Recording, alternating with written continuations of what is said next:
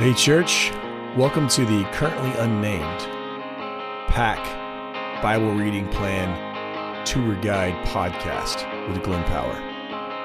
Let's jump in. I heard faith's gone out of fashion, at least according to my old friends.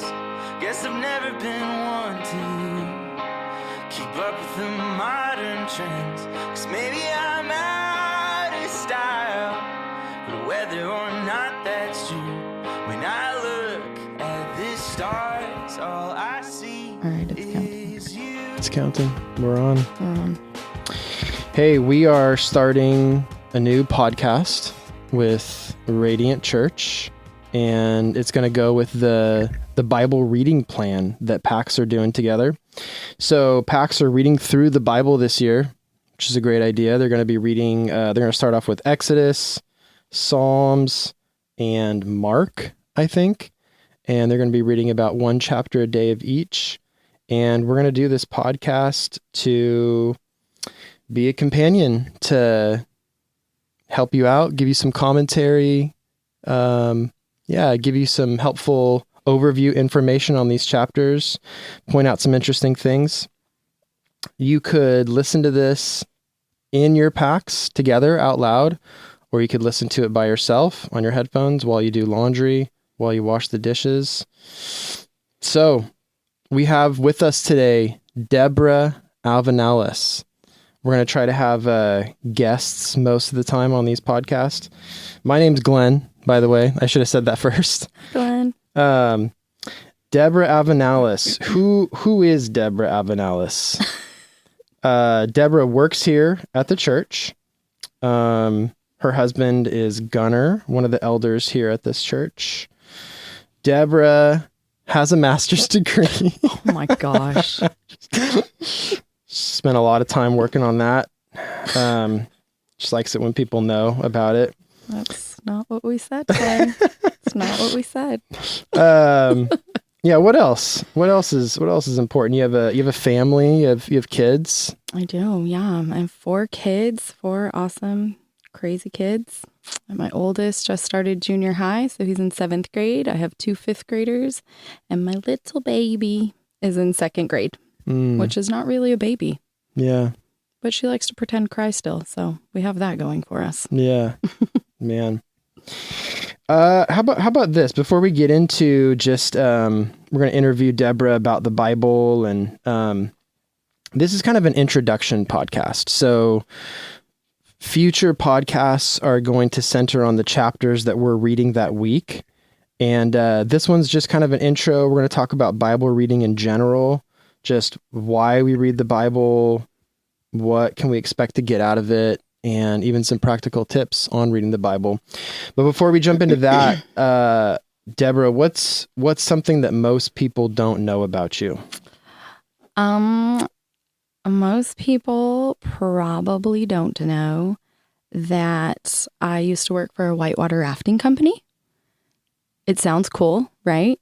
But I was not a river guide. I was the nanny for the owner's kids, who I just saw the baby of their family is starting college this year, which helps me realize that I am older.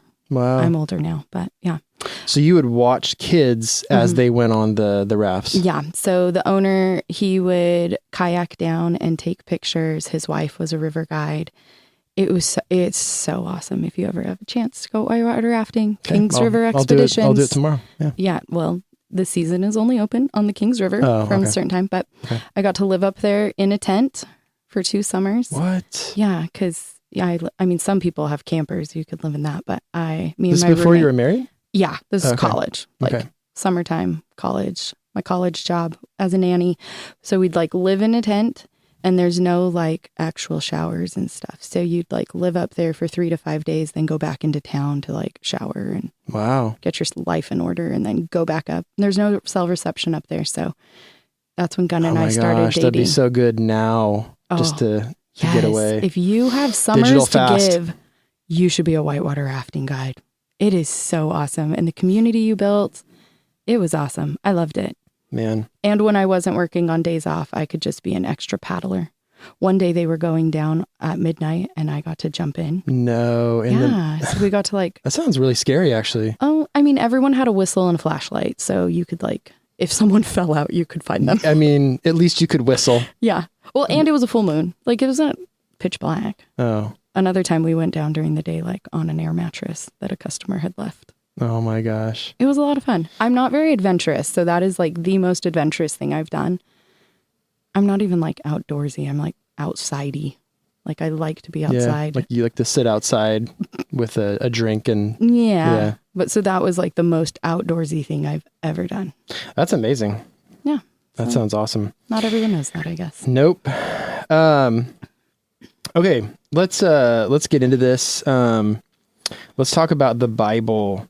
Deborah. So one of the reasons I wanted Deborah on this week, besides the fact she's actually helping out with PACs, what is your title? Are you like the PAC executive in charge? No.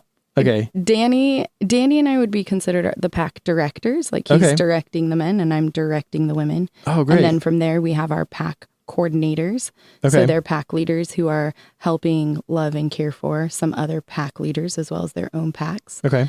And then we have our PAC leaders who are leading our PACs. And then we have our PAC members. So that's great. In the whole scheme of things, I guess I would be called the PAC director for the female. Oh, that's great. Mm-hmm. I actually didn't even know that when I wanted you on as a guest. I wanted you on because you love the Bible. I do. And you are very skilled at teaching the Bible and talking about the Bible and imparting your passion for the Bible. Thank you. So it's kind of a bonus that you just happen to be the PAC director. That's perfect. Because these are meant to help the PACs. How did this start for you? Why does Deborah Alvanalis even love the Bible? How did that journey start? Or was it gradual? Yeah. Did it happen over time? Well, I was raised in a home with two parents who read their Bible every morning. So I thought that's what every single Christian did growing. Like, I thought that's what every single Christian did, is you read your Bible every morning. And so I didn't do that growing up. I was like, oof, that sounds like a lot of work and not very fun. So I didn't do that. But in my sophomore year of college, that first year had like lived pretty much doing what I wanted when I wanted. And by the grace of God, I realized real quick, like, oh, I thought this was going to be fun and my life was going to be amazing. And turns out I don't have the peace I thought I'd have. I don't have the joy that I had. It turns out when you are living life for yourself and not for God, like it is not as satisfying as you think it's going to be.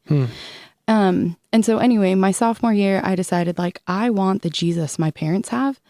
And I found a Bible study on campus and I like wanted to read the Bible regularly because I saw that in my parents and I saw a lot like their lives, like they had joy and they had peace and they had purpose. Yeah. So I'm like, get me that. I want that.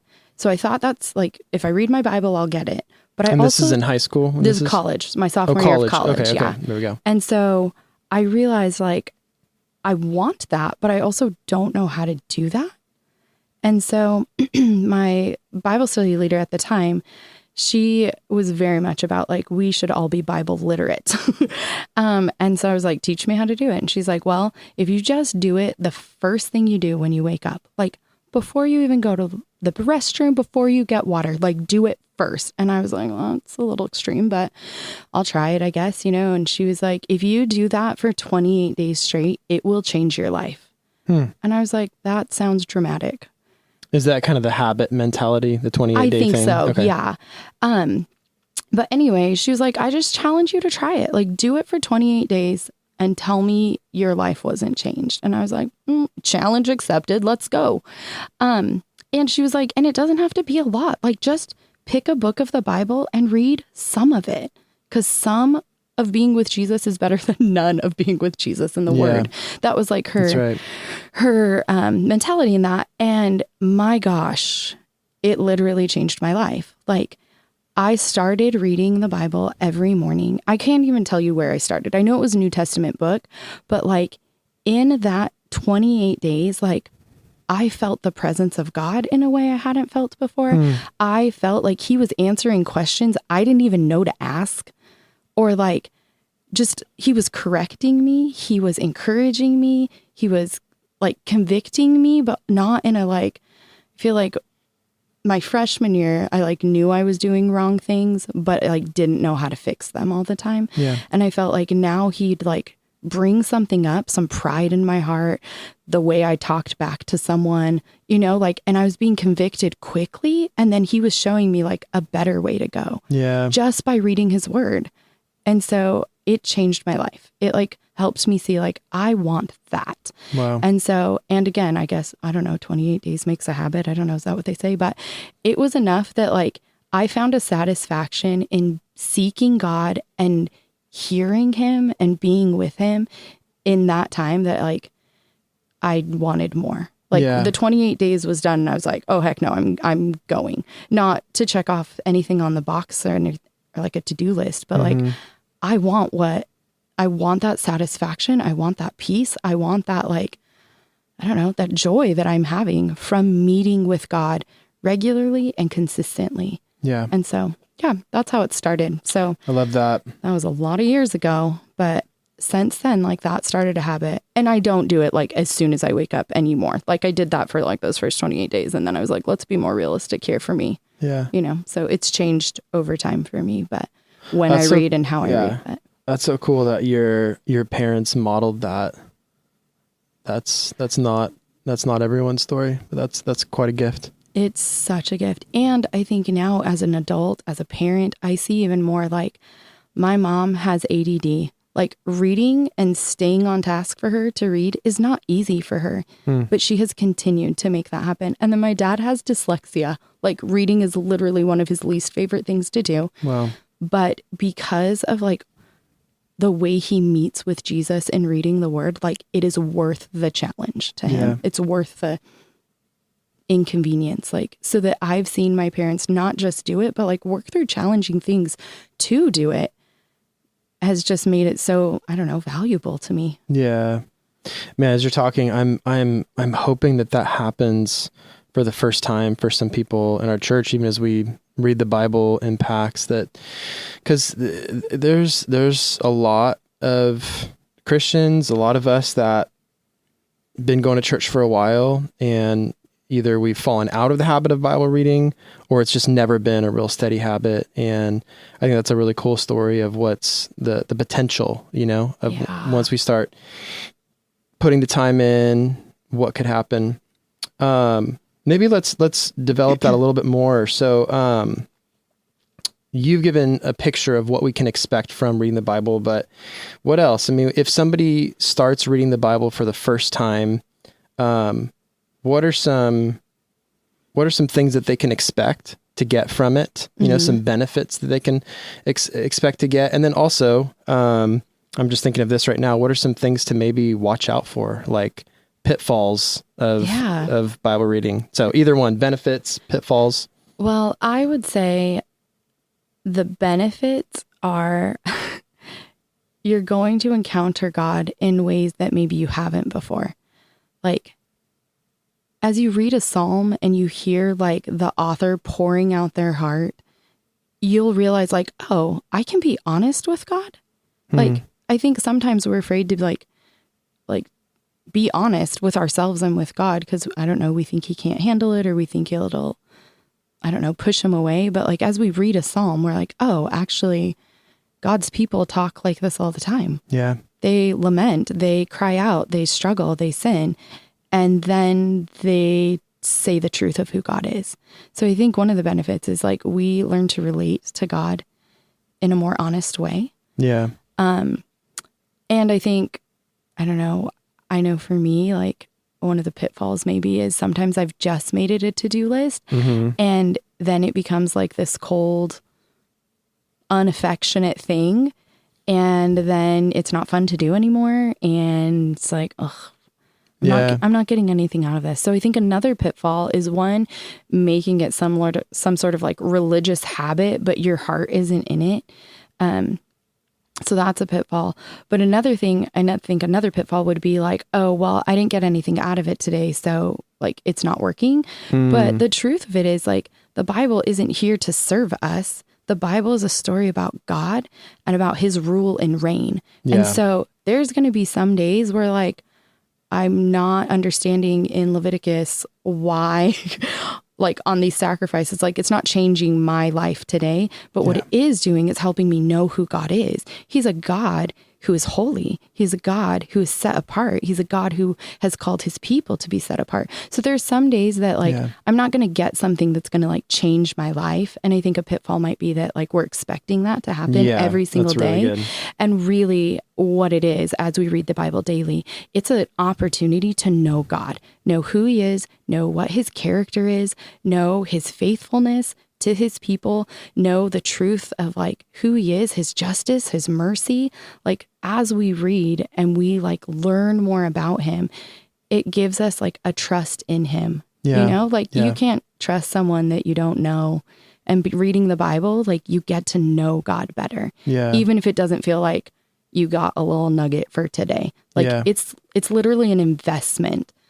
I think Jen Wilkin calls it like an investment into the bank, you know? And there's going to be times when like you read something and it doesn't pop out to you, but like maybe next month or next year and 5 years when you're going through something different, you can go back on that investment and like take it out. Yeah. You know, like, that's so helpful. And so I think it's important as we read the Bible to remember, like, this isn't about me and what it's doing for me, actually, all the time. Like, this is the story about God, his rule, his reign, who he is, and how we relate to him and how we know him better.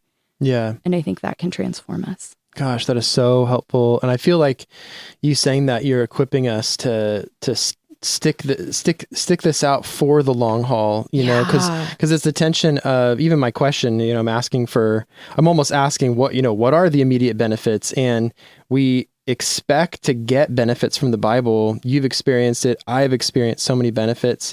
And a lot of times it is immediate. A lot of times it is that day, but not always. Yeah. And I think that's going to be really relevant when we get to the second half of Exodus.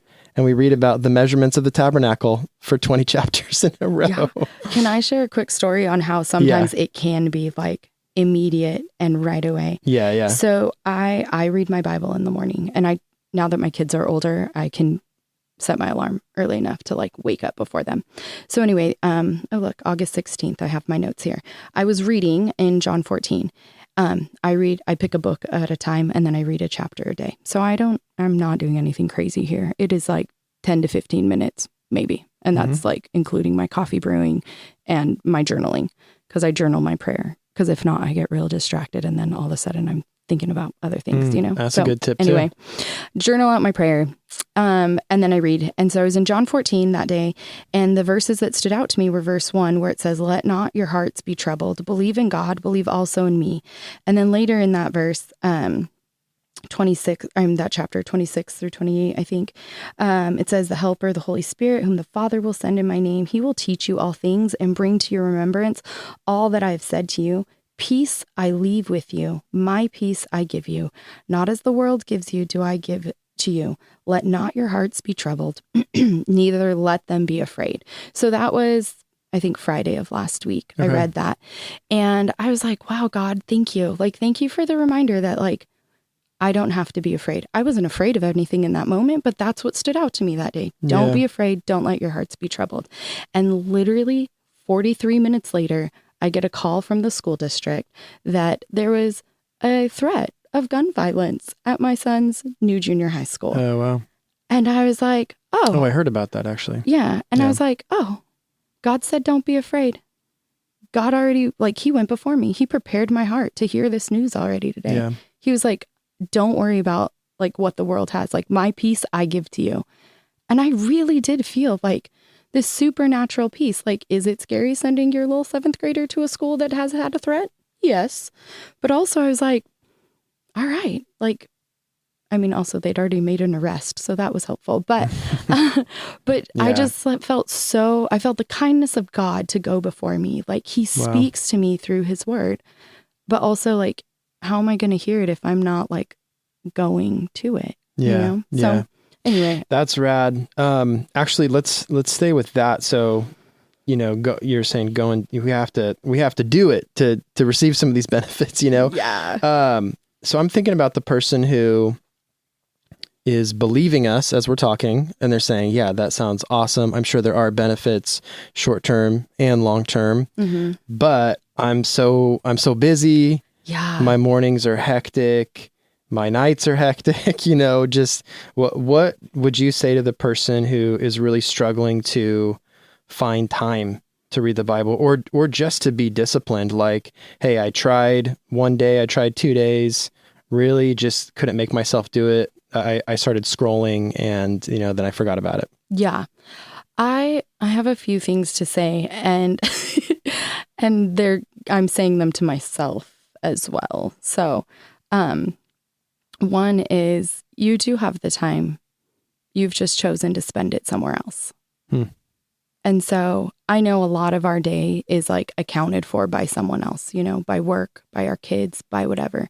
But there are pockets of time in our day that we had full control over.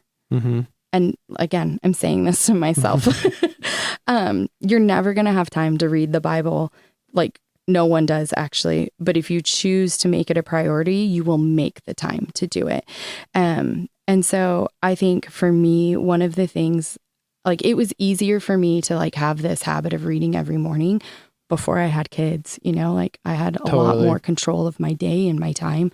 And I really found it a struggle once I had kids. And I realized one day I was nursing and I'm scrolling Facebook, and I felt like God said, like, I would love to speak to you, but you have to come to hear me. And I was like, like, you want to be with me, but I'm not trying to be with you.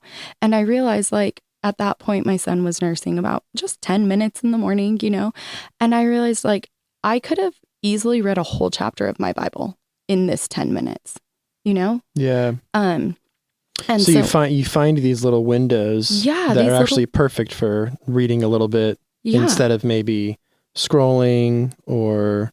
Yeah. I mean, I drive a ton. My 4 kids have a bajillion things. I feel like I am in my car half the day. And I don't love to like start and stop things a lot, but I have an audio Bible that like I can just turn it on and I can listen to almost a whole chapter from like one school to the other school, because they're really not that long usually. Sometimes they're longer. They're especially long when I'm in a hurry, I can tell you that.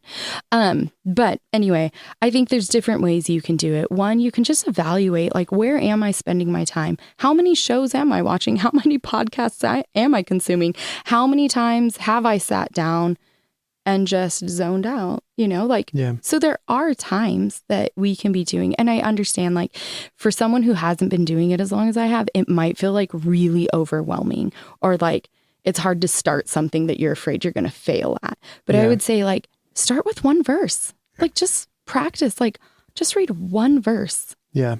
Don't put pressure on yourself to like get it all done all at one time. And I know, like, now that this reading plan we're doing, it has about 3 chapters. Like, that's way more than I've ever counted into my life. Ooh, minus the 1 year I did the Bible in a year, which was a lot. And God bless the people who do that. I did it that 1 year and I was like, yeah, I'm never doing that again. But I mean, unless Jesus tells me to, I'll totally do it if he tells me to.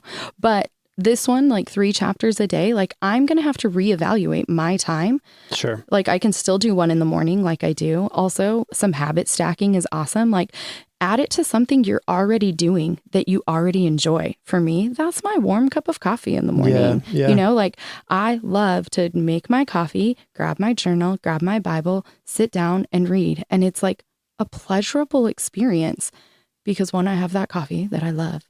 And then I have Jesus. And it's so good. Yeah.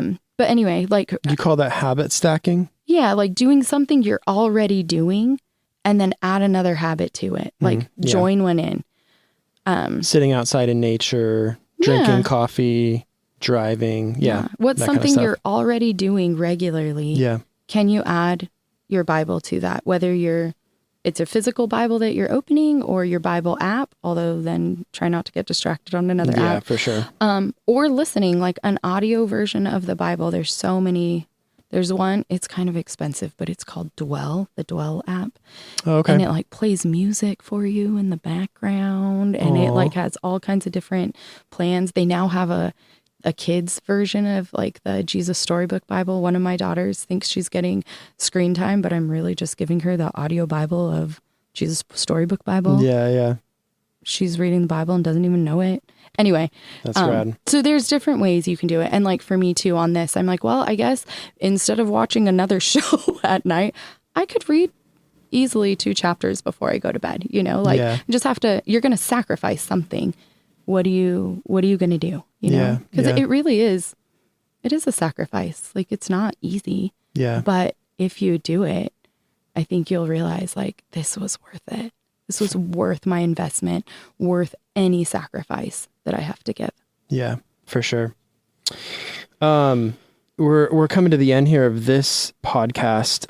I wanted to talk about just Bible reading plans specifically. Yeah. I know sometimes we can have a love-hate relationship with Bible reading plans. We can get super excited about them, especially at the new year. You know, in January, we get our new Bible reading plan. We're going to read the Bible in a year or whatever it is.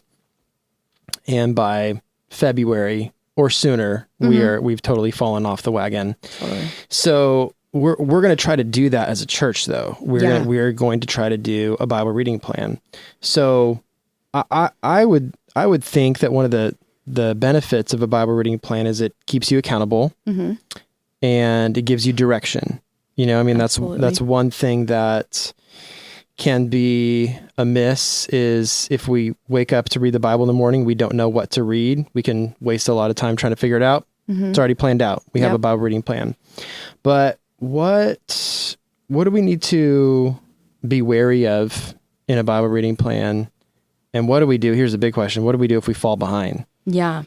Well, I would say to be wary of just making it another thing to do because you feel you have to do it. Like, I think we have to start our Bible reading with like a humble heart that's honest with God. Like, Lord, I really want to hear you. Yeah. God, I want to know you better today.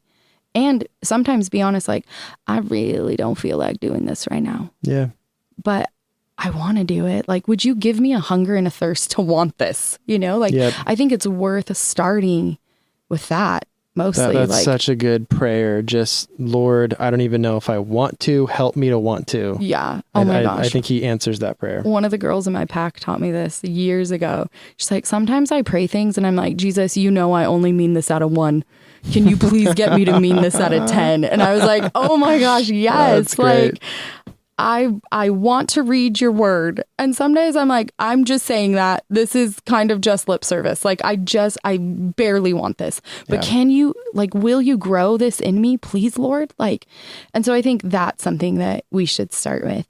And then if you miss, if you fall off, if you gave up, but you're willing to go again. Like, don't let one failure knock you out. Like, don't let one drop be like, well, I guess I can't do it. Like, no, you totally can. Jump right back in. Yeah. I would recommend jumping right back in onto the plan. So what's today? The 3rd day of this week? Jump back in there. Yeah. I would say just jump back into what everyone else is doing, because especially if you're in a pack, you're going over the same chapters together. I would say go back there. If you're really ambitious and you're like, I kind of missed part of the story now, I want to go find that out, then go back and read that too. Sure. But I think if this is your first time trying it, don't feel like you have to like make it all up to get back in. Just jump right back in on the day we're at and let's go again. Yeah. And as I always say to myself, to everyone else, like, a little bit is better than nothing. Yeah, that's so good. If you are feeling completely overwhelmed, then choose one, the Old Testament, the New Testament, or the Psalm. Like, if failure is like keeping you, or fear of failure is keeping you from trying it, then just bring down the expectation. Totally. Like, I'm not going to condemn you. God's not going to condemn you. Yeah. You're not loved less. Yeah. You're not like less spiritual. No one is earning the love and affection of God through reading their Bible. Yes. What you are gaining is a knowledge and an intimacy with him. Yeah. Come on. That's my thought on that. I think I'm going to take that and just put that at the beginning of the podcast, that little statement right there. That was really good. Really good. So if you fall off on the reading plan, there's freedom to just start back on the day with what everyone else is reading. Yeah. I think that could be really freeing for some people to hear that. And for some people, just depending on your capacity, 3 chapters a day, which is what our reading plan is. It's 3 chapters a day, 5 days a week. Yeah. So there are a couple days to make up if you want to. But what I also hear you saying is that if you feel like your capacity is just a 1 chapter a day, then there's freedom to do that as well. Yeah. So you could pick the Psalm for that day, or you could pick Mark. I'm going to really be consistent with Mark each day. And then the other ones are just bonus. If I have time for Psalms and Exodus, then great. Yeah. And I think what people will find too, even if they commit to a piece of it, as we read the word, like our hunger for it grows. Yes. And I think you'll notice like, well, I only committed to this and this part is a bonus. But then you're like, I want that. Like, I want to hear God there. I want to know him better there. Yeah. I would not be surprised if people's lives are changing left and right. And they're like, I had no idea that reading my Bible would bring me so much joy. Yeah. So I'm really excited about that. That's so good. And as we get started with our Bible reading plan, so it's going to start, I believe, a week and a half from now. We're going to start together as a church. I think it's just right at the beginning of September. We want to hear from you guys, just testimonies on what's happening for you as you read the Bible. Yes. So you can reach out to anyone on staff. If you don't know how to do that, I mean, you can even email me. I'm just Glenn at radiantvisalia.com. You could email Deborah if you want. She is the PAC director. So yeah, we're super excited to start this together. And speaking of benefits, I mean, there's so many other benefits to reading the Bible together as a community, as opposed to just reading it by yourself. We're into that too, reading the Bible by yourself, but I think we're all going to find that when we read it together, talk about it together, listen to podcasts, do all the things, that it's really going to just exponentially increase what we're getting out of it. Absolutely. So we're pumped. Thanks, Deborah, for sharing your wisdom. My pleasure. Yeah, thanks for leading the packs too and putting your time into that. We will see you guys next week for a podcast on the first chapters that we're reading together. See ya.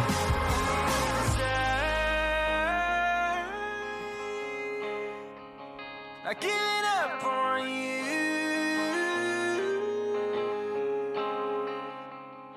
Oh,